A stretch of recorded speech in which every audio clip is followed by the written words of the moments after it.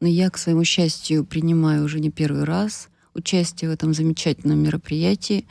поскольку оно объединяет художников разных регионов и разных территорий. И это действительно важное событие в том плане, что не просто обмениваются опытом и мнением, но и делают совместные практические пленеры, показывают свои умения. То есть студенты могут наблюдать за работой мастеров, и, как ни странно, но мастера тоже наблюдают за работой студентов и получают не просто массу удовольствия, но иногда и открытия делают, потому что вот та свобода и, может быть, как это говорится, не